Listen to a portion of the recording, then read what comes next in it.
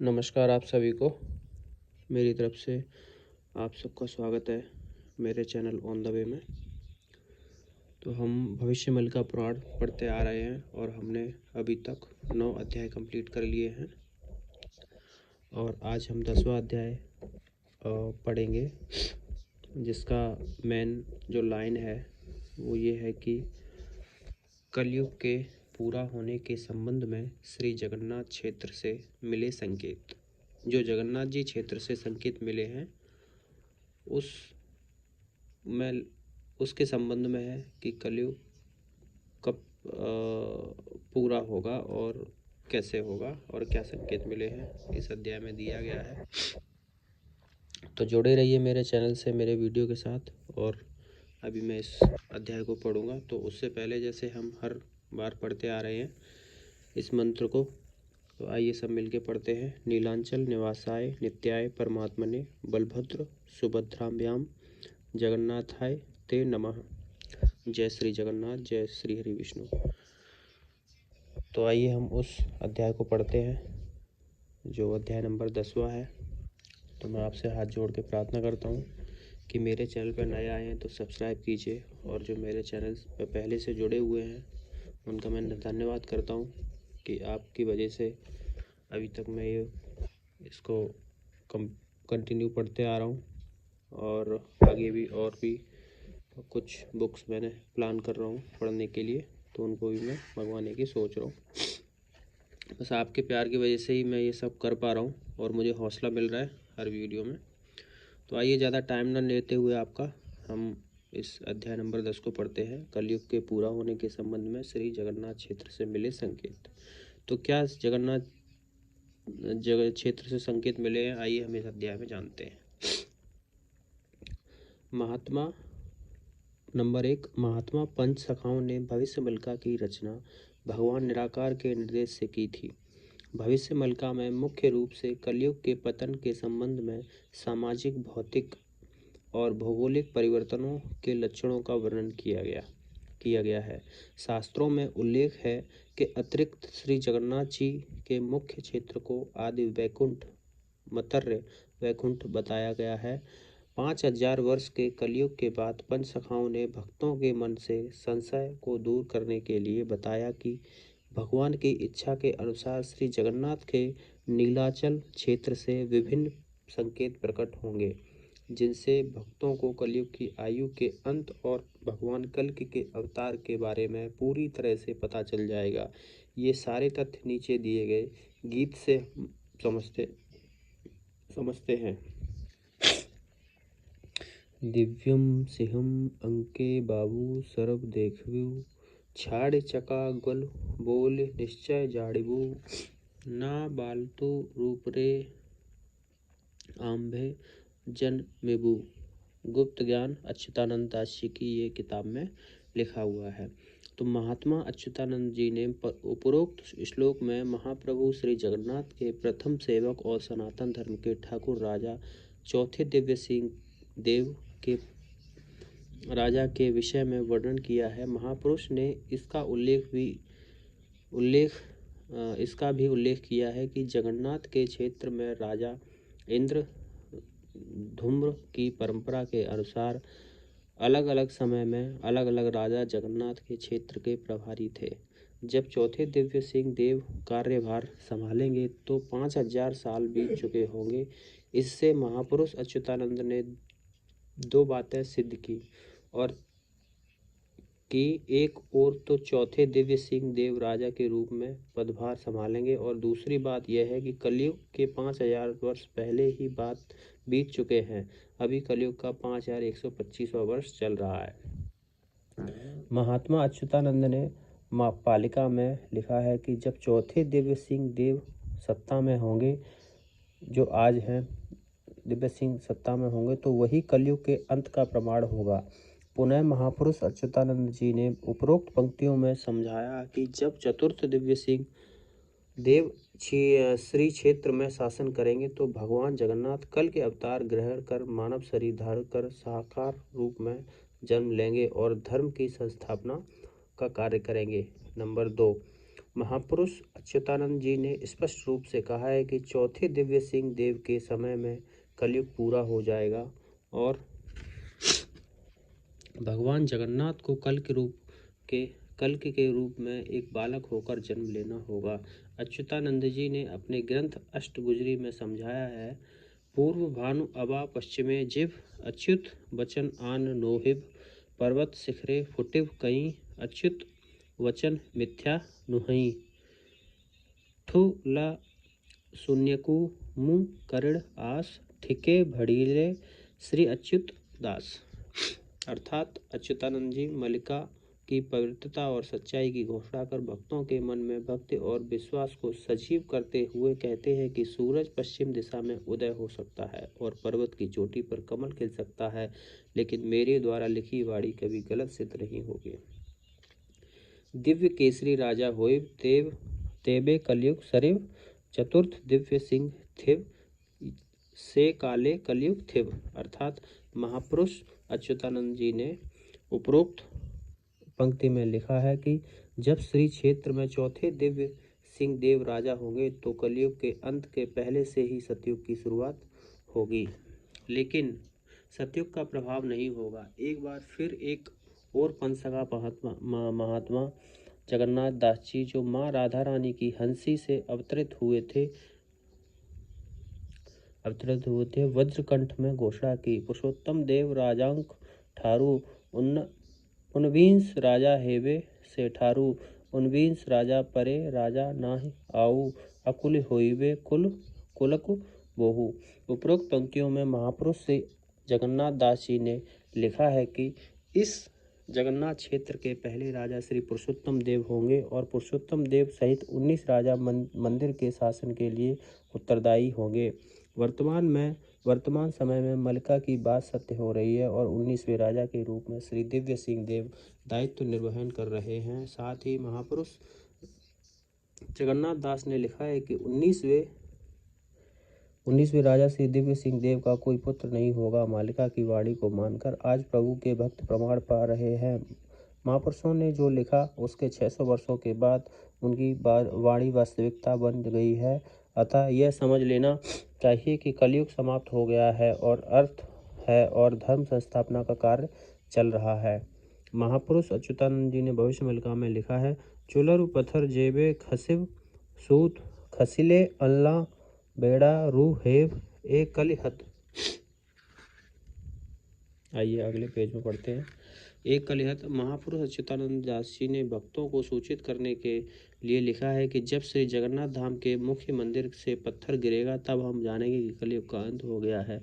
महापुरुष के ये वचन भी सिद्ध हो गए हैं। गत 16/6/1990 को मंदिर से आमला बेड़ा से एक पत्थर गिरा और इसकी जांच के लिए केंद्रीय बजट विभाग द्वारा एक समिति गठित की गई, लेकिन जब तक वैज्ञानिक यह नहीं जान पाए कि इतना बड़ा पत्थर 1 टन से अधिक वजनी कहां से और कैसे गिर गया, यह वैज्ञानिकों के लिए एक आश्चर्यजनक घटना रही। सभी महात्माओं और ऋषियों के शब्द सत्य सिद्ध हुए हैं और भक्तों को चेतावनी देने के लिए आमला बेड़ा से पत्थर गिरकर कलयुग के अंत का प्रमाण पहले से ही दिया जा चुका है। नंबर 3, महापुरुष अच्युतानंद दास जी ने अपने भविष्य मल्लिका ग्रंथ गरुड़ संवाद में उल्लेख किया है कि एक दिन भगवान के प्रमुख भक्त विनीतानंद नंदन गरुड़ ने महाप्रभु से पूछा कि भगवान आपने चारों युगों में अवतार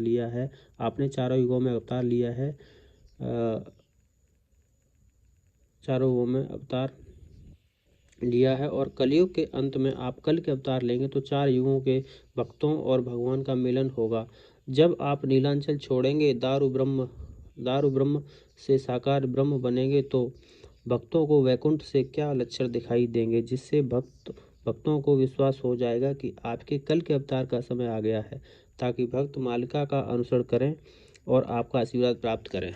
महापुरुष अच्युतानंद जी ने भविष्य मल्लिका में लिखा है, बड़ देवल को आपड़े जेबे तेज्या करीबे की संकेत दखिले मने प्रत्यय होइबे। उपरोक्त पंक्तियों का अर्थ यह है कि जब भगवान नीलांचल छोड़ देंगे तो भक्तों को एक संकेत मिलेगा, उसे देखकर ही विश्वास होगा। तब भगवान श्री कृष्ण ने कहा, गरुड़ मुखक चाहिण कहूँ चति अच्युत क्षेत्र रे रहिबे अनंत विमला लोकनाथ। इस पंक्तियों में भगवान गरुड़ से कह रहे हैं कि जब मैं नीलांचल छोड़ूंगा तब मेरे ज्येष्ठ भाई बलराम नीलांचल क्षेत्र का दायित्व ग्रहण करेंगे और नीलांचल क्षेत्र के क्षेत्राधीश्वर बनेंगे।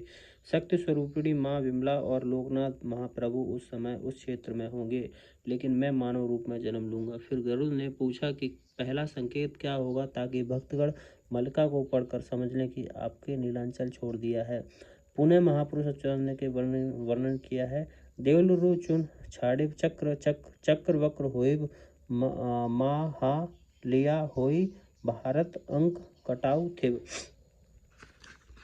अर्थात जब श्री जगन्नाथ जी के मुख्य मंदिर में चूने का जो लेप है उससे कुछ कुछ निकल आएगा, अर्थात चूना जड़ने लगेगा। जब श्री जगन्नाथ मंदिर के शिखर पर लगा नील चक्र थोड़ा टेढ़ा हो जाएगा और उस समय भारत की आर्थिक स्थिति अच्छी नहीं होगी। जब जगन्नाथ मंदिर से चूना का लेप झड़ गया था, उस समय के प्रधानमंत्री चंद्रशेखर थे। जिन्होंने 3000 टन सोना गिरवी रखकर भारत में पैसे की कमी पूरी की और भारत ने बचाव की अर्थव्यवस्था लागू कर अपनी आर्थिक स्थिति से सुधार किया। मालिका की उपरोक्त पंक्ति से सिद्ध होता है कि महापुरुष अच्युतानंद जी द्वारा आज 600 वर्ष पूर्व कथित बातें सिद्ध हो रही हैं। महापुरुष श्री कृष्ण दूसरे संकेत के बारे में बताते हैं। बड़ देउल र पत्थर जेवे खसिब कुड़ ग्रंथ पछी जे बसिब अरुण र स्तंभ भेड़। इन पंक्तियों का भावार्थ यह है कि जब आमला बेड़ा से पत्थर गिरेगा तब आरुण सूर्यपुत्र अरुण स्तंभ के रूप में बाज पक्षी अथवा गिद्ध बैठ जाएगा। यह सत्य सिद्ध हुआ और जिस समय आमला बेड़ा से पत्थर गिरा उस समय अरुण स्तंभ पर गिद्ध पक्षी भी बैठा। हमारी शास्त्रीय परंपरा के अनुसार यदि किसी घर पर गिद्ध पक्षी बैठ जाए तो उस घर में रहने वाले लोगों पर यह आगामी संकट का संकेत होता है। उसी प्रकार से जगन्नाथ मंदिर के अरुण स्तंभ पर बैठे गिद्ध पक्षी का दिखना संपूर्ण विश्व के मनुष्यों के लिए बड़े संकट का लक्षण है। यह कलयुग के अंत और धर्म की संस्थापना का पहला संकेत माना जाता है। फिर महापुरुष अच्युतानंद ने भक्त शिरोमणि गरुड़ जी को बताया, यही संकेत को जाने था हेतु मत की नेई तोर मोर भेंट होइब मध्य स्थल रे जाई। अर्थात गरुड़ जी पूछते हैं, भगवान जब आप कल के रूप में धरावतरण करेंगे तो मैं आपसे कहाँ मिल सकूंगा, कैसे मैं आपका दर्शन प्राप्त करूंगा और स्वयं को आपकी सेवा में समर्पित करूंगा। महाप्रभु ने उत्तर देते हुए कहा, हे गरुड़, मैं आपका वहां मिलूंगा जहां ब्रह्म का शुभ स्तंभ है, जिसे पृथ्वी का सूर्य स्तंभ माना जाता है और जो पृथ्वी का केंद्र कहलाता है। महापुरुष अच्युतानंद दास जी ने हरि अर्जुन 34 में कलयुग के समाप्त होने, भगवान कल्कि के जन्म के विषय में और श्री मंदिर में मिले अन्य संकेतों के बारे में उल्लेख किया। नीलांचल छाड़ आंभे जिव जेते बेले लागिब रत्न चांदुआ अग्र सेते बेले निशा काले मदिर रू चोरी हेव हेले बड़ देव लुमोहर खासिव पत्थर। आइए अगले पेज में पढ़ते हैं। बासिब जे गृध्र पक्षी अरुण स्तंभर बताश्रय वक्र हेव नीलांचल मोर। उक्त पंक्तियों में महापुरुष अच्युतानंद जी ने ये स्पष्ट किया है कि जब मैं नीलांचल को छोड़ दूंगा तो मेरे रक्त जड़ित सिंहासन के ऊपर से रक्त जड़ित छत्र में आग लग जाएगी। मेरे श्री मंदिर के परिसर में आधी रात को चोरी होगी और दिग्गजों से पत्थर गिरेंगे। बतास मतलब तूफान के कारण नील चक्र मुड़कर टेढ़ा हो जाएगा। गिद्ध पक्षी मेरे अरुण स्तंभ पर बैठ जाएगा। श्री मंदिर के श्री जगन्नाथ क्षेत्र में ये सभी बातें घट चुकी हैं और मालिका की वाणी पूरी तरह सत्य हुई है। इससे कलयुग के पतन का संकेत प्राप्त हुआ है। फिर कलयुग गीता के दूसरे अध्याय में महापुरुष अच्युतानंद दास जी श्री जगन्नाथ क्षेत्र से विशेष संकेत के विषय में बात करते हैं। मोहे नीलांचल छाड़ जिव हो अर्जुन मोहर भंडार घरे थिव जेते धन ताहिरे कलंक लागे जिव क्षय होई मोहर सेवक माने बाटरे न थाई। उपरोक्त पंक्तियों में अर्जुन ने भगवान श्री कृष्ण से प्रश्न किया कि जब आप नीलांचल को छोड़ देंगे तो श्री क्षेत्र से क्या चिन्ह दिखाई देंगे, कृपया मुझे इसके बारे में बताएं। भगवान श्री कृष्ण उत्तर देते हैं, अर्जुन, जब मैं नीलांचल को छोड़ूंगा तो मेरे मंदिर के परिसर में स्थित भंडार का यह ख्याति नहीं रहेगी। अर्थात अर्थ है कि खजाने खानी भंडार गृह यानी भंडार गृह धन नष्ट हो जाएगा और खजाने के प्रभारी सेवक धर्म का आचरण नहीं करेंगे।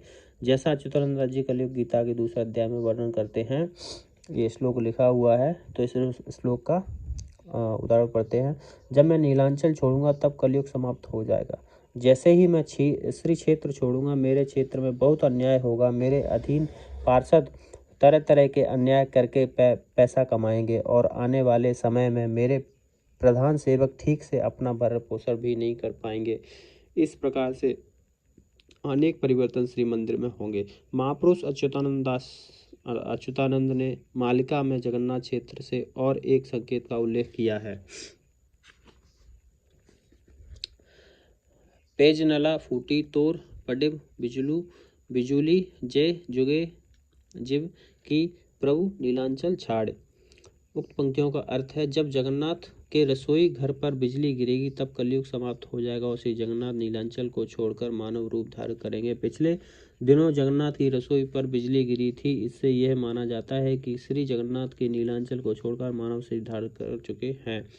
पुनः महापुरुष अच्युतानंद दास जी ने अपने ग्रंथ 64 पटल में जगन्नाथ क्षेत्र से एक और संकेत के बारे में वर्णन करते हैं वे श्री कल्पवट की महिमा श्री कल्पवट के 6 कलयुग के अंत और भगवान श्री जगन्नाथ के नीलांचल को छोड़कर मानव शरीर धारण करने का प्रमाण देते हुए कहते हैं, श्री मंदिर के अंदर कल्पवट भगवान के विग्रह के समान है। कल्पवट की तुलना भगवान के शरीर से की गई है।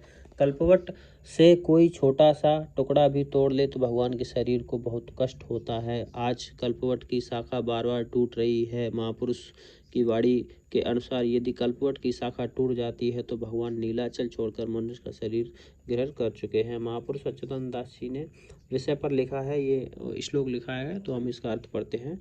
महापुरुष अच्युतानंद जी ने उपरोक्त पंक्तियों में उल्लेख किया है कि जब कल्पवट शाखा टूटेगी तो मेरे क्षेत्र में बहुत अन्याय, अनीति, अनुशासनहीनता और अराजकता फैल जाएगी। इस समय भगवान श्री जगन्नाथ मनुष्यों के अत्याचार को देखकर मंदिर त्याग कर मनुष्य शरीर ग्रहण करेंगे। भगवान कल्कि के उम्र के 11 से 9 साल के बीच सरकार द्वारा श्री मंदिर का दायित्व संभालने के लिए नए सेवक रखे जाएंगे। मालिका की बात आज से सच हो गई है। इसमें एक और श्लोक लिखा है, तो हम सीधा उसका उदाहरण पढ़ते हैं। महापुरुष ने फिर वर्णन किया है कि जब नीलांचल पर गिद्ध बैठता है तब श्री जगन्नाथ के मंदिर से बारंबार पत्थर गिरता है। उस समय महाप्रसाद के अर्पण में महाप्रभु जगन्नाथ दर्शन नहीं देंगे। कई बार महाप्रसाद मिट्टी के नीचे दबा दिया जाएगा। इसका अंदाजा यह है कि या इस बात से लगाया जा सकता है कि श्री जगन्नाथ की मंदिर परंपरा के अनुसार जब भगवान जगन्नाथ को महाप्रसाद चढ़ाया जाता है तो श्री जगन्नाथ महाप्रसाद चढ़ाने वाले मुख्य पुजारी को दर्शन देते हैं।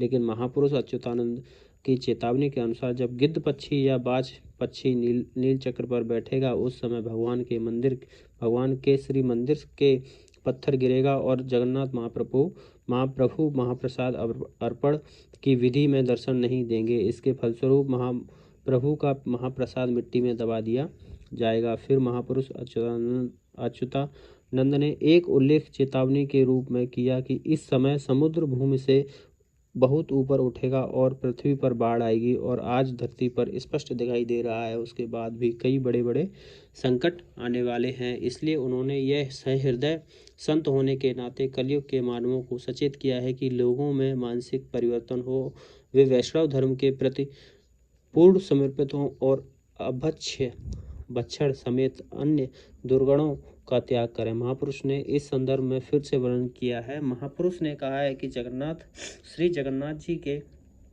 मुख्य मंदिर में एक विशाल पत्थर गिरेगा और दिन के समय में पत्थर पर एक उल्लू बैठेगा। ये दोनों संकेत मंदिर में पहले से ही घटित हो चुके हैं। भविष्य में श्री जगन्नाथ क्षेत्र में बार बार उल्का पिंड गिरेगा, जैसा हमें महापुरुष के द्वारा रचित अनेक ग्रंथों से पता चलता है। तो ये अध्याय समाप्त हो गया है, अध्याय नंबर 10, जिसमें हमें प्रमाण बताए गए हैं कि जगन्नाथ क्षेत्र से क्या क्या प्रमाण मिलेंगे। ये अध्याय नंबर 11 है, विभिन्न शास्त्र पुराण और भविष्य मलका में भगवान कल्कि के अवतार से संबंधित वर्णन। तो ये हम अगले वीडियो में पढ़ेंगे, अध्याय नंबर 11। मैं आपका बहुत बहुत धन्यवाद करता हूँ अगर ये वीडियो में आप जान पाए हों कि कलयुग के समाप्त होने के जो प्रमाण हैं वो श्री जगन्नाथ क्षेत्र से ही मिलेंगे। तो जगन्नाथ प्रभु को नमस्कार करते हैं। आइए हम इस वीडियो को यही समाप्त करते हैं। जय श्री जगन्नाथ।